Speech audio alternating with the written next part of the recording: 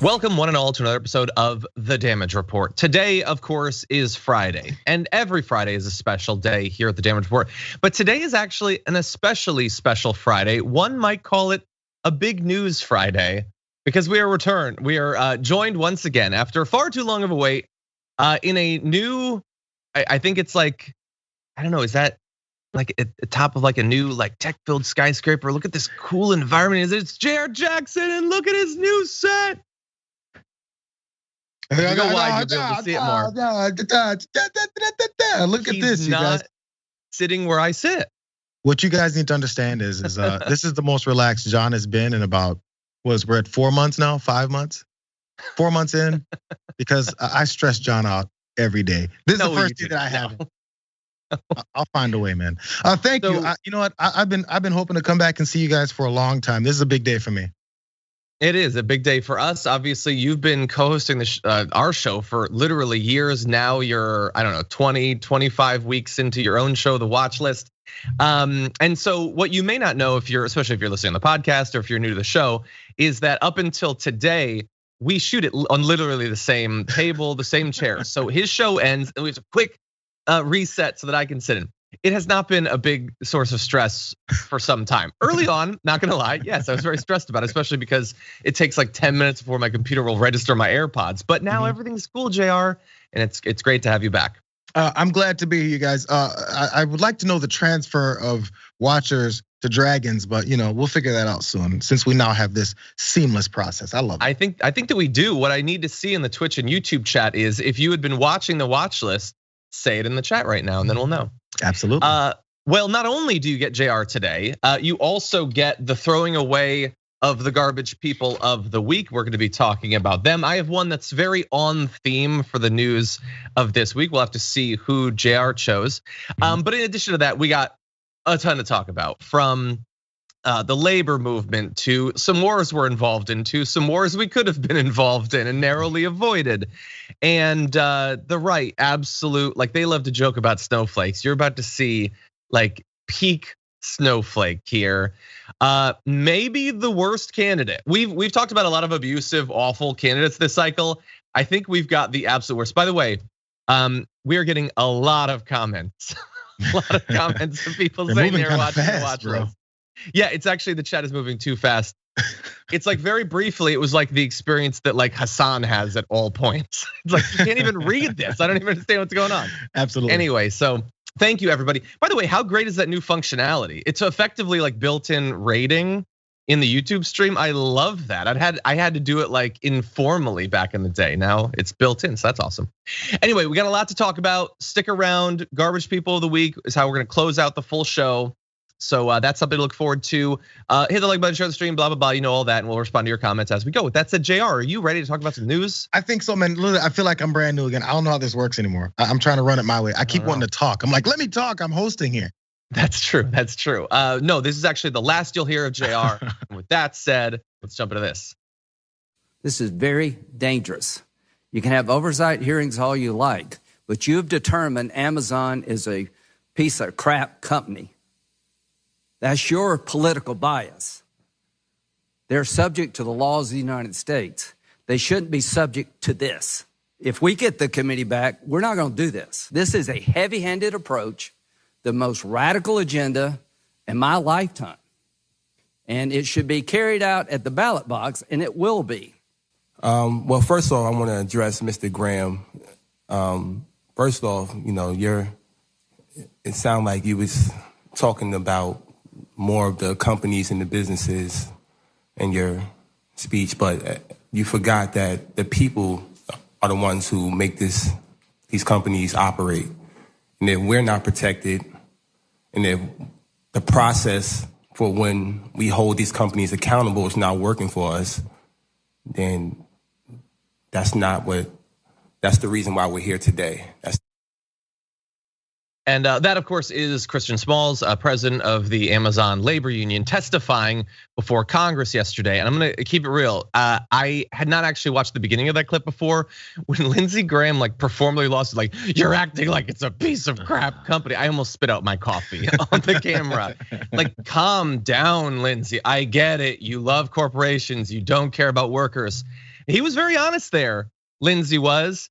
If we take over this committee, we're not gonna be doing this. There is not gonna be any oversight whatsoever of any corporations. And you workers who very briefly are having your opinions actually considered, it is not gonna happen if we take over again. Well, don't worry, Lindsey, we trust you. But we wanna give a little bit more time to Christian Smalls there to respond to what Lindsey was saying. Let's jump into this. That it's in your best interest to realize that it's not a left or right thing. It's not a Democrat or a Republican thing. It's a workers thing. It's a workers issue. And we're the ones that are suffering in the corporations that you're talking about, in the businesses that you're talking about, in the warehouses that you're talking about. So that's the reason why I think I was invited today to speak on that behalf. And you should listen because we do represent your constituents as well. So just take that into consideration that the people are the ones that make these corporations go. It's not the other way around. Oh, so I could not agree with what Christian Small says there more. And that's like the core thing that over the last year or so, we here at the Damage Report and generally at TYT, I would say, have been trying to get through to them. They try to make all of this a partisan thing, left, right. And they do that in part to hide the fact that the right, which loves to pretend in very vague terms that they're the ones who are going to deliver for their constituents, that's not actually true. Christian Small is totally right there. Workers deserve respect, and more importantly, they deserve to be compensated fairly and protected in terms of regulations of how their workplaces exist. Whether they're like Democrats or Republicans, leftists, conservatives, like there are a lot of conservative workers who are being treated horribly by their bosses, by their corporations. And the right doesn't care. They distract them from that. They try to delude them into thinking that that's not worth addressing through their focus on CRT and all that stuff, Jayar. And so I love that Christian Smalls fought against the narrative that Lindsey Graham was trying to spread in that video. Well, I'm not sure how Lindsey Graham feels that you can say things like this as a senator and not expect that kind of pushback. It's because the narrative has been pushed so many times and we just accept it. Hey, so the Republican Party is literally against workers' rights. Straight up, he's saying it. And he says it because he thinks he sees this black dude from New York who has the accent and thinks he's not very smart, that we'll just trample all over you and say, how dare you call Amazon a piece of crap company? Guarantee you, if Amazon decides to do something that conservatives don't like, guess who's gonna call it a piece of crap company? They're calling Disney a piece of crap company. Others that have called Disney a piece of crap company before they opposed these things against trans kids and actually kids talking about who they are in their lives and maybe their parents. Now Disney's a piece of crap company. But this is the one glimpse into what Republicans will be looking for as legislators. They keep telling us what they would do when they're back in power. We're not gonna do oversight, you mentioned that stuff. This is their legislative agenda, to attack workers and real people who push companies along. They really think that these companies, that Jeff Bezos walks his ass in there every day and does all this work. No, they do these types of things and they suppress their work so they can continue to do it because they think they're expendable. We can get the next guy and the next guy and the next guy because we don't give you enough to make it feel like there's something that you can take to advance your career here. And once people are done with it, they're like, well, we got the next guy. There's plenty of poor folks for us to choose from. That's their agenda, but they just don't want to explicitly say it. And once Chris Smalls pushed back, what did Lindsey Graham have to say? I mean, I'm not sure if he said anything after, but as he's talking, it's head nodding and man, this guy is smarter than I thought. Yeah, exactly. Yeah, maybe he's just been, I don't know, believing what he's heard on Fox News. But I'm glad that you brought up Disney there because look at what the two sides are focusing on in terms of corporations. And by the way, what I'm gonna say is the left side is not the Democrats. They're not focusing on anything. But like the labor movement on the left is trying to fight for workers' rights, compensation, those sorts of things from some of the biggest corporations in the country right now. Amazon, Starbucks are two of the most out front, but there's a lot of other movements going on saying we deserve to be paid better, we deserve to be protected. There is still a pandemic, you're overworking us, benefits, all that stuff. And on the right, it's Disney wants to have gay kisses. Seriously, like this is what they're choosing to focus on, and we should mock that. There are so many conservative workers that it is going to be hard to get through to get them to understand, as we say constantly, that we have their economic interests at heart in a way that conservatives literally never will because they're being paid not to. It is so hard to get through to them, but we have to try. We're the ones that want them to be paid, that want them to be able to retire with dignity, that want them to be able to own their own home and send their kids to college and not face bankruptcy at the first $500 economic issue that they face, or medical bankruptcy, those sorts of things. We're the ones actually fighting for their interests. People like Christian Smalls and others. And by the way, we're using a bit of shorthand. Christian Smalls is testifying in that video. There were a number of different labor activists involved or not involved specifically with the effort to unionize Amazon. I want to talk a bit though about why this was called. Now, Bernie Sanders was instrumental in getting this to actually happen. He's the head of the Senate Budget Committee. And what he wanted to do is he wanted to get the perspective of workers as they focus on the fact that right now the federal government, but by the way, we're gonna jump ahead to what they did after that testimony, but they're providing these contracts to companies that regularly, routinely break federal labor laws. Now, Amazon has racked up at this point more than $75 million in fines for violating federal discrimination and wage laws. That is a large amount of money in absolute terms. Obviously, for them, it's basically nothing because these fines are never in line with the severity of the crimes. Now, what's interesting though is last year, the company basically had to come to a settlement having to do with some of the activities they'd been getting up to. The issue was that right after they did that, right after, by the way, the testimony that you saw, more contracts were given to Amazon. And so we're gonna show you in a little bit, Joe Biden, who's gonna meet with these organizers and everything.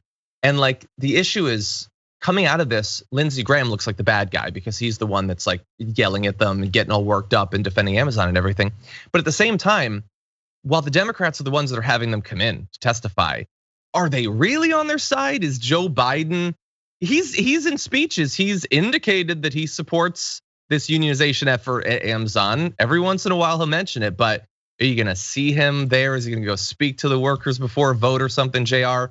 I sort of doubt that they're gonna give that really proactive support. Letting them come in and testify is something, but that is hardly as far as they could go. So this is one of those situations, right? Where, as you were pointing out, Democrats throughout history have decided to make sure that they only associate with folks like this when it comes to a time to look better. What are you gonna do to implement it? And the way that they can also prove that is, as Smalls pointed out there, it's not just Democrats, bro. Republicans work and they're regular working Americans too. If Democrats can find a way to actually listen to folks in different areas, not just what they think are their Democratic strongholds, because workers want workers' rights no matter where they vote. The reasons why Republicans have split folks so much is because they've also dealt to what many people's personal biases, maybe racial, gender-based, all these types of things, biases they have, and have them on their side. But you know what everyone wants? They want some prosperity. They want to be thanked and respected for their work. I don't care where you're from. And if they actually do it, they can actually attract people rather than just doing it as a photo op or, hey, Chris Smalls said something, let's make sure he's standing next to me and I can do this and roll up my sleeves and say I'm really working with the people and maybe you'll vote for me. People see through that. Smalls will see through that. They call people out no matter what party you're from because they want the respect and they want to get what they deserve. Let's keep real. These aren't handouts. This is what they're working for. Exactly. Yeah, as he says, Amazon is a thing in some senses, but Amazon is the product of the workers. At the end of the day, until they finally replace everyone with robots, it's people who lift things up and put them in boxes and close it and put it on a truck and actually send it to you, let alone actually manufacturing the goods in the first place. It is all actual workers. Sure, Bezos or whatever billionaire in individual cases organizes it and stuff. And there's managers and everything, but at the end of the day, it is about the people that are doing the actual work. They have been ignored for the entirety of American history. And at some point, there was a brief moment, 75 years ago, maybe 90 years ago, where we briefly started to care about workers. And that's how we got things like the weekend and stuff like that. It is time for another period like that. We desperately need it. The pandemic was a reminder of how little corporations actually care about workers. And so let's get more people like Christian Smalls and other labor activists that we feature on the show out there. Let's get them the support they need, recognition by the media to elevate their message, by politicians, people like Bernie Sanders, by the way, who have a platform that know that when they ally themselves with a cause, that doesn't just provide a moral boost, like a morale boost. It provides coverage. He could bring that to it.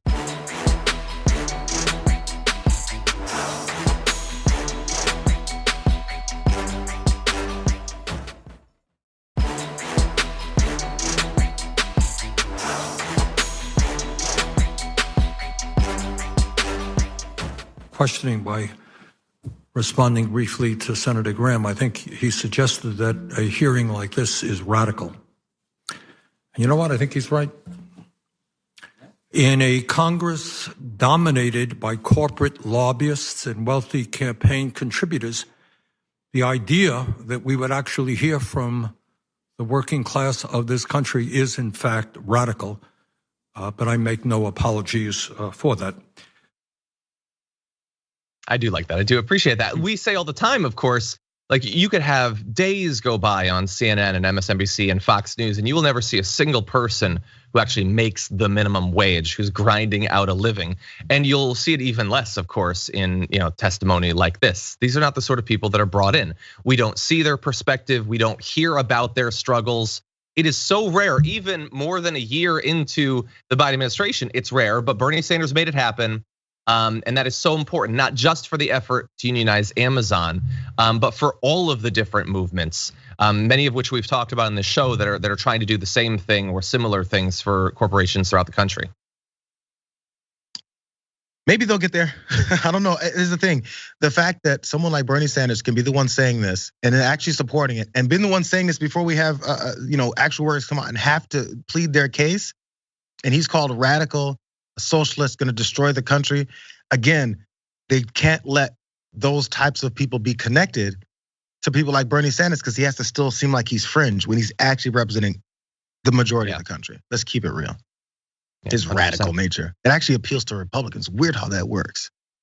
Yeah, we've noticed that certainly over the past 6 years or so. Let's go to the pictures now. Jayar had mentioned them. Here is Joe Biden taking a picture with Christian Smalls and others. And so let's just stop on that for a sec. Am I being petty and saying he's kind of like turned away from him? I guess they're posing in the same direction. I don't know, Jayar. Am I getting too like body language analyst here? You know what, John? You are. And okay. But you were getting too body language analyst there, but you know what? I saw the exact same thing immediately. It's the first thing I saw. That's the first thing I saw. And also, if you're doing a photo op, because every politician does it, or at least would like to, that if they have enough importance to, you want to highlight the person that you're trying to highlight here. And maybe it was a brain fart, I don't know. But if you're gonna embrace the guy who's just speaking in front of Congress and maybe he's getting a lot of press, you openly go, let me make sure that I have him as my buddy. Maybe the thought slipped his mind. He's a professional politician. It'd be curious that it slips his mind. Or maybe it was just a weird shot that took $1 million and he was shifting. I don't know. It just doesn't look like it's the right shot to take. If you see several of them, let's take the one where I'm more leaning towards Chris, you guys. Just maybe exactly. A thought. Yeah, and I'm sure that they took others and everything. But anyway, also, so we don't have audio of everything that happened in that interaction, but we know like the weird faux pas and weird things that Biden does. Like I really hope that he got through that meeting without saying something really weird, telling a story from the 70s or like. Just come on, Joe, keep it together, man, keep it together. You know, Chris, you're a good guy. You remind me of this one guy back in the 70s. He used to smoke cool cigarettes. Oh my God. The second he says, you remind me of, a Secret Service member needs to tackle Biden to save him from himself. I had a friend named Jamal. Oh no. I was hanging out in a jazz hall and no, Biden. Anyway, coming out of it, Christian Smalls tweeted, just met the president, lol. He said I got him in trouble.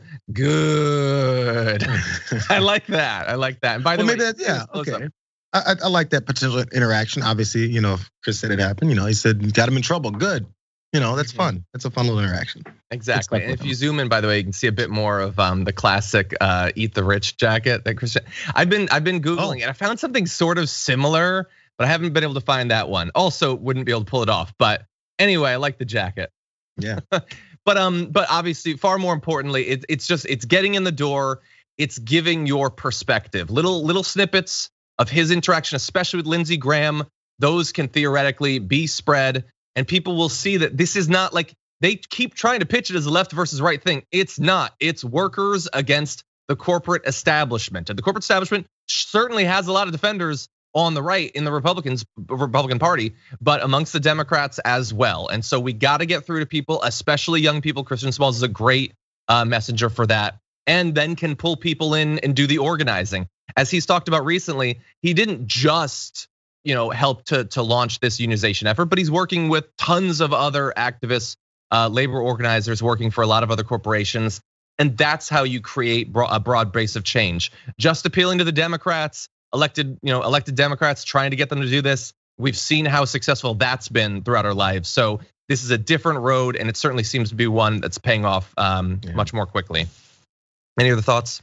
No, I think this is we'll see where we go. I mean, this might be the last time you hear any of this. Let's keep it real. I don't think so. I don't think so. I've been naive. I've been wrong about pretty much everything, but I don't think so in this case. Okay. We'll see. Right. Anyway, before we take our break though, I did want to just let you know about one thing. I was gonna do it on the other side, but then I realized no, because then it won't go up on the podcast. So I gotta do it now.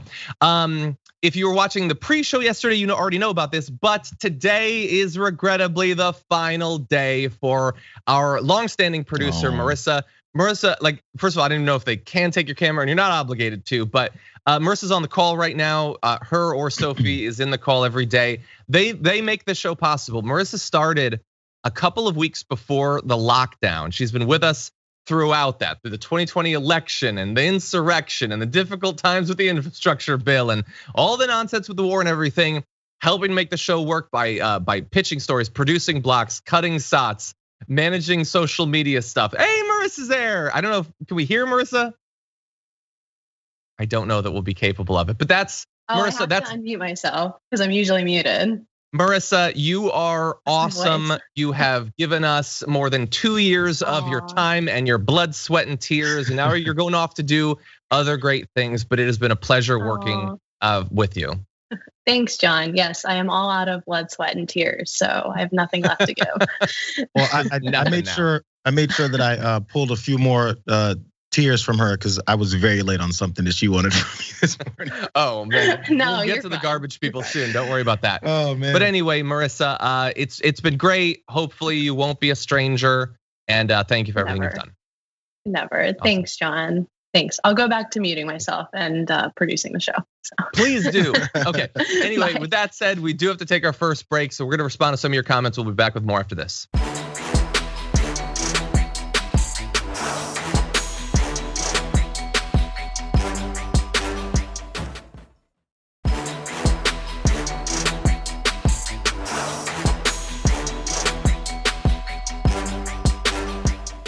Okay, so if you have been watching the show for a long time, this is such a classic, stupid American politics story that we're about to jump into.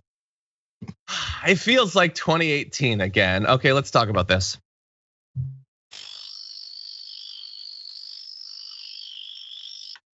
Really? Okay, nope, that's fine. Donald Trump apparently had a plan to deal with drug labs in Mexico, and it is so Donald Trump. Now, thankfully, he was stopped from doing this, but we got to give you the details from what he wanted to do back when he was president. Back in 2020, he asked Mark Esper, then his defense secretary, about the possibility of launching missiles into Mexico to, quote, destroy the drug labs and wipe out the cartels. So, like, not just hitting specific spots that they think are drug labs, but attacking in an all-out war the cartels. Now, he said, we can do it, but we should keep it secret. This is what Mark Esper is saying in his upcoming memoir. Well, what does that mean? What do you mean keep it secret? You're talking about bombing a place, our neighbor to the south. Well, Trump apparently was unhappy about the constant flow of drugs across the southern border. He asked Mr. Esper at least twice if the military could shoot those missiles. He was told they don't have control of their own country and raised other objections. Trump said, we could just shoot some Patriot missiles and take out the labs quietly, adding that no one would know it was us. This is a real story. This is a real thing that the president really said to the Secretary of Defense. They won't know. It'll be the perfect crime. Anyway, he says, yeah, he'll just do it and then deny that it was them. Esper says he thought initially it was a joke, or he would have thought it was a joke if he hadn't been looking at Trump's face. And Trump was not joking, Jayar. Here comes a Tony says, I bet he wanted to put silencers on the missiles. I don't know, but he thought we could do it, and they'd never know it was the US. What do you think? I'm wondering who he thought that they would think it was. They're maybe Central America, some country in South America. I'm trying to figure which barriers or which proximity of a group or person who could specifically take out drug labs so the cartels can no longer operate. Where are those? How do you discover those? Are they do they have big signs on the top that says drug cartel here with a splashing light? Because they want to promote, let everyone know where they are, so that maybe America can just bomb those drug labs. And Mexico has no control over their country. Does Donald Trump know that there's drug labs in America? Does he know that? Does he know that there's drug dealers in America? Does he know that there's rampant drug use in America? And it's not just all Mexico. It's weird how that works. Should we bomb the drug labs here? Do we not care who's next door to that? You know, if we do it, we can just say it was Canada. Yeah, I don't give him ideas because he'll do it. So someone suggested he might have seen Wonder Woman. And he saw they have invisible jets. You can't see them. We'll use those. So here's the thing. The thing that's crazy about the story is the very specific Trumpian addition to it. You might think, oh my God, that is crazy that they considered bombing the drug labs. I think that's crazy. I think that's insane and illegal, obviously.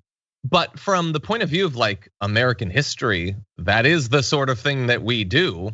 It's crazy that we do that frequently, that we think that we can just take out a facility in a random spot in Africa or the Middle East or whatever. We totally do that. So I don't think Trump was totally insane in thinking. I mean, again, he was, but he had reason to believe it because that's what the US does. The fact that he thought that like no one will know, nobody tracks that sort of thing. There's not satellites or anything. Russia won't think that that's a little bit weird that we just all of a sudden start bombarding Mexico. Mexico definitely won't have an issue with it. There won't be any debris left over from the missiles or anything. No one will have seen the planes. The whole thing's absolute madness. But thankfully, in this case, it was stopped. Mark Esper, who I'm sure is absolutely terrible in a billion different ways, didn't go along with it in the same way that he, and again, this is coming from him, so there's certainly gonna be a spin on it. Let's acknowledge that. Didn't go along with what he thought was the beginnings of mobilizing the military to stop the peaceful transfer of power. Now, coming out of that, it was stopped, but we're now involved in some way in another war in Ukraine. He has the same idea. I will remind you, you may not remember this story from just like 2 months ago. At that point, he told a group of the GOP's top donors that the US should label its F-22 planes with the Chinese flag and bomb the S out of Russia. Again, the perfect crime. They'll never know it was us. We'll put a flag on it. They do flags there, don't they? He says, and then we say China did it. We didn't do it. China did it. And then they start fighting with each other and we sit back and watch. Wait, okay, again, that's insane. It would never work. But let's say he was right, Jayar, and that it did work. We then watch China go to war with Russia. They're both countries with massive militaries, massive nuclear arsenals. That affects us. If you were to, it wouldn't work. But if you were to successfully get them to fight each other, that's a bad thing for everybody, Jayar. Humanity is something that's an afterthought to people like this because he's so focused on his own objectives and opinions about what he thinks is gonna exalt his superiority over the world. He's like, war with China and Russia, that's just like their problem, dude. That has nothing to do with us. And he truly believes this type of stuff. By the way, Esper before it talked about how Trump loves the military when they were getting along. He loves the military, he supports this and that. He's a great ally to the military. Every time Donald Trump talked about the military, he was talking about how he wanted to strengthen it because it's been decimated by Barack Obama and all this stuff. And yet, in multiple instances, he was looking to utilize the military specifically for his own use. So this strengthening of the military was strictly for his own power. It had nothing to do with protection of the country or trying to settle any other disputes anywhere else that we probably shouldn't be involved in some of these cases. But it's always about himself, and it goes right back to that. And so Esper hung around to make sure these things didn't happen. But then now we're gonna talk about it. I know that's the next level of this, but And again, look, we can provide the same criticism that we always do. He certainly sat on a lot of this until it came time for the book. Like, look, I'm not going to say that I'm perfect, they're flawed. I'm flawed too, but I will swear to you this. When I eventually do release my fantasy novel about a mouse fighting a magical crow, I have not held any critical information for the release that has to do with the future of American democracy or our foreign policy. I'm laying it all out there. You can buy the book freely, not worrying about that sort of thing. I thought you were going to say when you launch your candidacy for Congress. That would go well.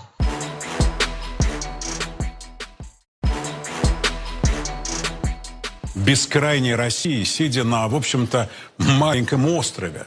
Остров столь мал, что лишь одной ракеты «Сармат» достаточно, чтобы его утопить раз и навсегда. Все уже подсчитано. So that's Russian state TV. If you're on the podcast, you couldn't hear. He was saying, puny Ukraine or puny UK, you're so small. One missile, you threaten us.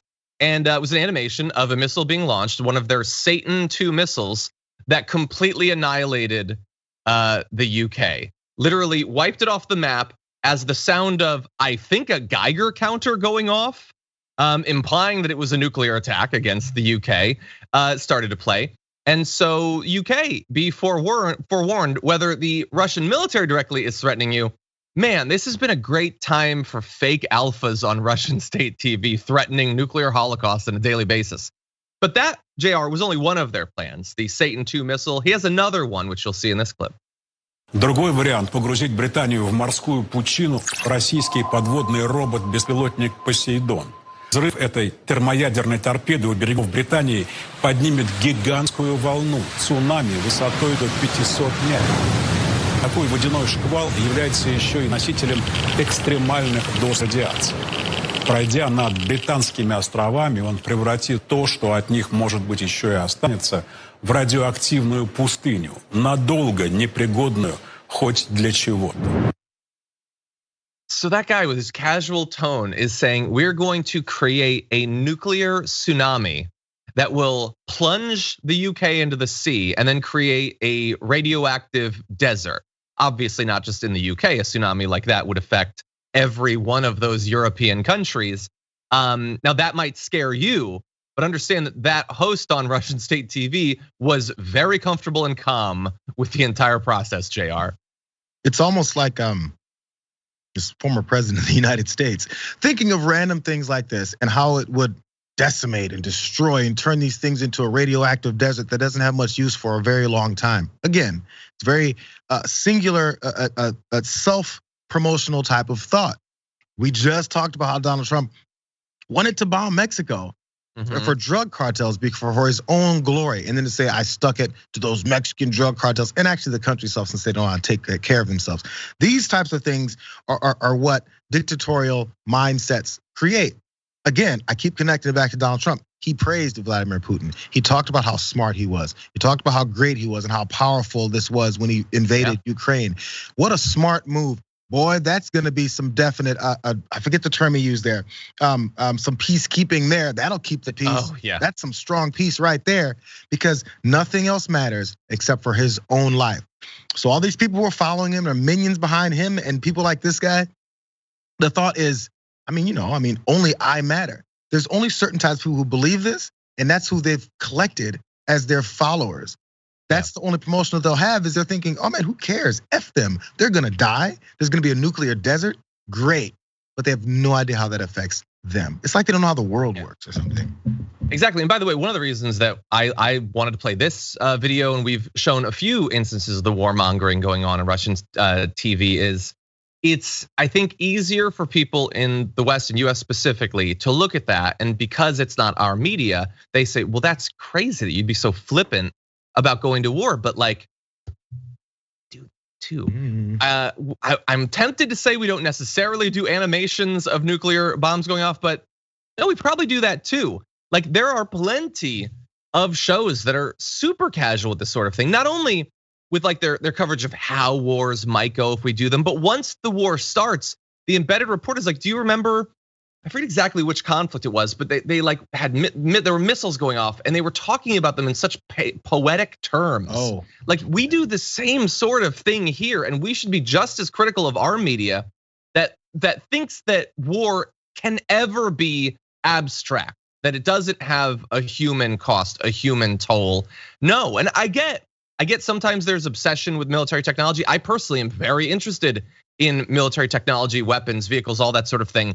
But I never forget that they're used to kill people. That's what these tools and weapons are used for. And apparently, the more you get paid in the media, the easier it is to forget about that or to conveniently ignore it. It was Brian Williams. Was Brian Williams? There's more than him. And it was the missiles we launched into Syria. Syria, and he talked about how beautiful, because there was the shot. He was almost looking like it was the 4th of July, fireworks going off, and look at the freedom that we're launching into this other country. I get the exact. Yeah, it was a beauty. There were beautiful weapons launched into. We see these beautiful pictures at night from the decks of these 2 U.S. Navy vessels in Eastern Mediterranean, is what he said. I'm tempted to quote the great Leonard Cohen. I'm guided by the beauty of our weapons. Yeah, that's the way it works. And then, he did catch some outrage, but then again, the reason he said it is because that's the norm. He thought, like, if that wasn't the norm, he wouldn't have said that thinking, this is gonna be a great poetic moment. This is gonna go down in history. My voice over these missiles.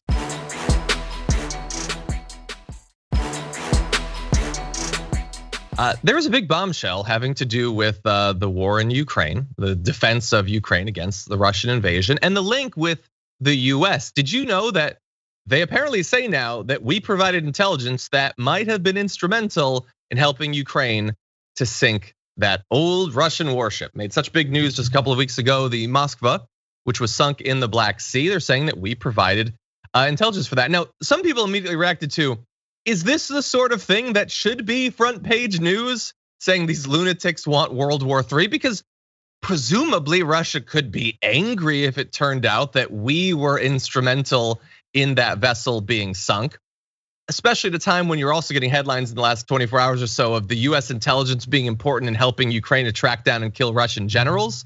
Now, all of this, by the way, is being disputed, and you can take from that whatever you want. Any of these statements are basically worthless, but the reporting does say, we have to at least give it a chance, that the missile strike back in April by Ukrainian forces that used those, I believe it was Neptune missiles, and took out the Moskva, would have been possible without US assistance. It's unclear at this point how many Russian soldiers died in the attack. The US thinks there were significant casualties. We don't know, we probably never will know. Now, the US said they had no prior awareness of Ukraine's decision to strike the warship, that they provide information on troop movements, the movements of vessels, because those vessels get close to the coast to fire missiles and then roll away. It's important that you know where they are. They say, this is John Kirby, press secretary for Pentagon, we did not provide Ukraine with specific targeting information for the Moskva. So obviously we have no idea who to believe except nobody. But Jayar, presumably, Russia could be pretty angry about that. Yeah, they've already been threatening and saying things like, if the assistance continues, and this can expand, and our targets will, it's similar to what was actually being said a few minutes ago about how, what they're going to do to Britain, and these scenarios of threats of retaliation for this type of stuff. So I do get the concern when it comes to that, and we honestly don't know what's in especially when dire needs or desperation starts coming in, because I feel like this whole thing isn't really playing out the way Putin wanted it to in the first place. So just the threats coming, you don't really know to what degree they're real or fake. Mm-hmm. And honestly, of course, these outlets are going to report this. They say officials report. Why are they telling these news outlets these things if they don't want them to report it? That's the whole idea. That's true. All news outlets want to do is report something. That's their only job. They're like, we have got nothing to say today. Oh, we got some inside scoop information. I don't know this personally, but I would assume there's not much of a thought process that comes to, but should we report this? What are the potential ramifications of us reporting this? Mm-hmm. And I don't know, maybe I wouldn't have thought of it either. Now, as we're looking at it now and we're seeing what the potential fallout could be, even if it's just threats, it puts people on the edge, or it changes the way people go towards their policies or legislation. Sure, yeah. Yeah, and look, I think people need to know, we need to know, but we wanna make sure that the most important thing, obviously, is not causing nuclear war. I think we can all agree on that, hopefully. Making sure that Ukraine isn't totally absorbed into Russia, really important too. We need to know along the way. We've been informing our audience from the very beginning of what the US is doing and what they're not doing to the best of our abilities. That's what we're going to continue to do. By the way, really fast, I just want to jump ahead of the last couple graphics. Yeah. So this was, previously we might have helped take down the Moskva. There was it was earlier this morning. I saw this on Forbes. The Russian frigate Admiral Makarov might be the juiciest target in the Black Sea now. And then almost immediately, what was trending? They think that might have been hit by Ukrainian missiles. Now that is disputed at this point. Do not accept that, because look, the sources that are reporting that and the Twitter stuff, I would hardly say is definitive. But in theory, initially they were saying with the Moskva, no, it didn't hit, it was spontaneous combustion, and then it sank. So this one apparently is also spontaneously combusting. Again, this is real. This is not just like, hey, funny news or whatever. Like, that ship has hundreds of sailors on it. Right. That ship launches missiles that kills people. This is all incredibly consequential and real. And hopefully we don't get drawn in as a result of it. I'm assuming we didn't help in the targeting of the Admiral Makarov either. But if we, a part about this is the braggadocio of the United States. We also love to talk about how we're the strongest military presence in the entire world. So if there's any assistance we can have with helping, or at least doing something like this on this large scale, and people are like, oh my God, how'd that happen? We'd love to be the ones to be like, hey, it was us. We're the badasses. Yeah. We love taking that type of credit because we want to continue that same characterization of how badass we are and how you should not F with us. Exactly. Okay, with that said, we're gonna move on to our second break. We come back, how big a snowflakes can the right be? Well, we will reveal it after this.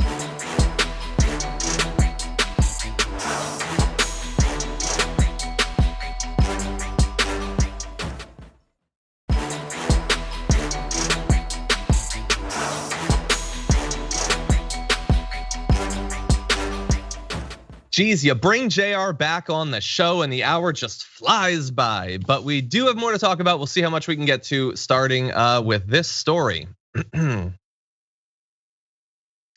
right wants to be clear about a couple different things. One, they don't abide snowflakes, and two, they're not down with cancel culture. Just let people say and do what they want with their speech, with their art.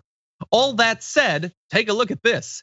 In a letter sent to the TV Parental Guidelines Monitoring Board, a group of Republican politicians, including literal US senators, have strongly urged the regulatory body to update its guidelines to alert parents of content related to sexual orientation or gender identity. This is not, by the way, just state reps or state senators. Those are just literal senators saying, you need to create new ratings so that I don't accidentally see a gay person on an episode of TV or in a movie. So some of the details, they say, we strongly urge you to update the TV parental guidelines and ensure that they are up to date on best practices that help inform parents on this, in their words, disturbing content. They think that the fact that you might have a trans character on a show is by its very nature disturbing content, which is an interesting revelation for all of us who have been told that if we have any concerns about being offended by anything, that we're being a snowflake and we should just stiff upper lip or something. I don't know. Apparently they can't, they fall apart at the idea of someday seeing a lesbian on TV.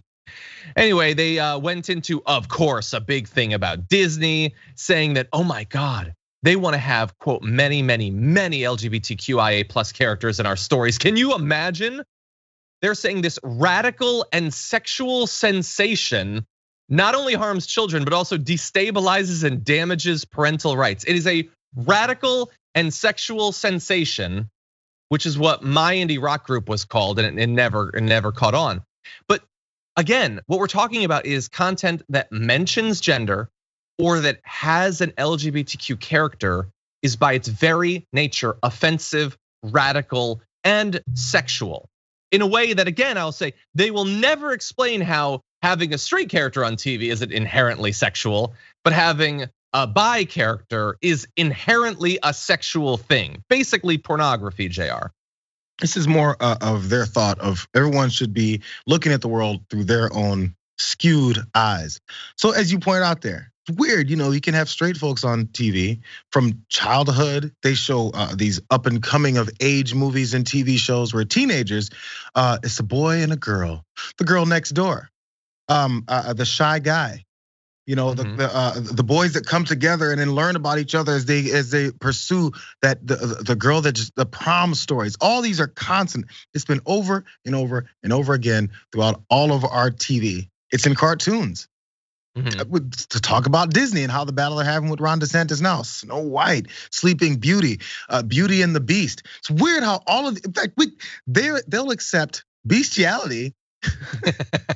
They do. Before they'll accept LGBTQ stories being told. Now, if all these stories have been told our entire lives, how do we still have anybody who identifies as gay, lesbian, bi, queer, anything? I thought they'd be getting indoctrinated into being straight. If you can be indoctrinated into being gay because you watch gay people kiss every once in a while, that's amazing how it doesn't work that way. But no one ever asks that question of these folks who are implementing these types of things. They're afraid of it actually hurting people. Ron DeSantis, it's a discomfort. So everyone in the country has to kowtow to their discomfort. Yep. That's a form of supremacy. We're better than you. Our opinion and our point of view is more important than your existence. So therefore, you have to conform to our perception of who you are in every realm possible. And we're gonna legislate that. Does that sound like America to you? Ron DeSantis is upset about CRT teachings, which are not happening. He's upset about the history of our country being taught and our ugly racist history being taught. And the reason he's against it, and he openly said that this is not some criticism, because it'll make people uncomfortable.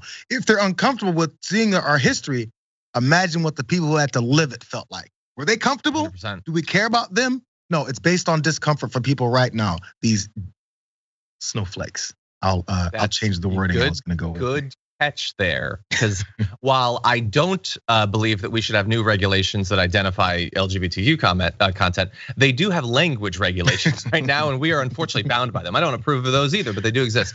Yeah, no, this is absolutely ridiculous, and that specifically they want, like, they could just say, people, I don't think people should watch this stuff. There's a gay character, you shouldn't watch it. Or we're gonna create our own group that produces pamphlets that inform people about content so they can make choices. No, this is the government should step in and stop it from happening. Marissa, thank you for the update. It's not gonna happen. We'll get to it on the other side though. But I appreciate that. You're good to the very end.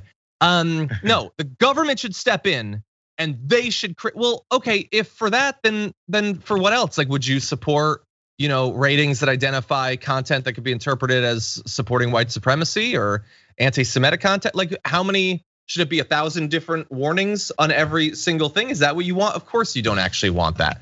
This is specifically, again, about demonizing the LGBTQ community. And even that is that's a side effect. This is about continually reinforcing for their base that this is a big issue. It must be, since US senators are talking about it.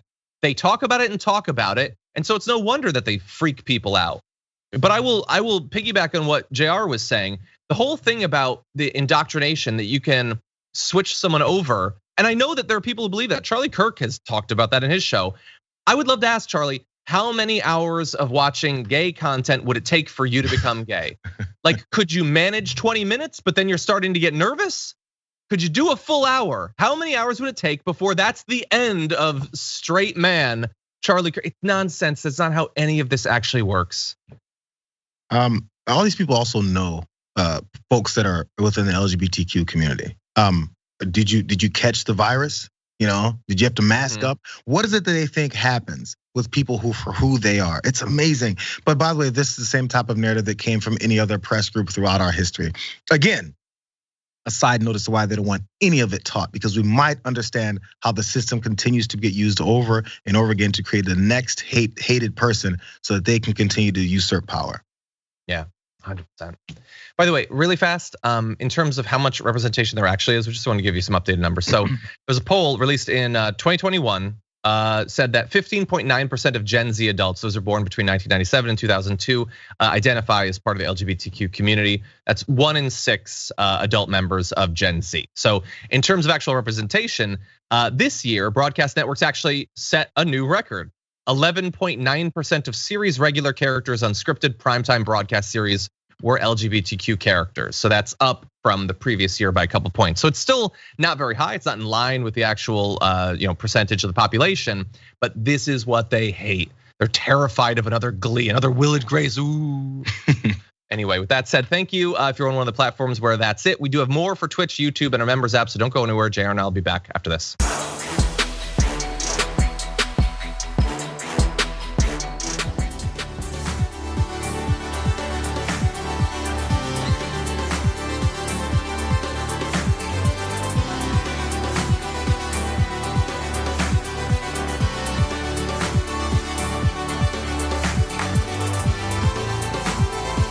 Thanks for listening to the full episode of The Damage Report. Support our work, listen ad-free, access members-only bonus content, and more by subscribing to Apple Podcasts at apple.co/TYT. I'm your host, John Adarola. I'll see you soon.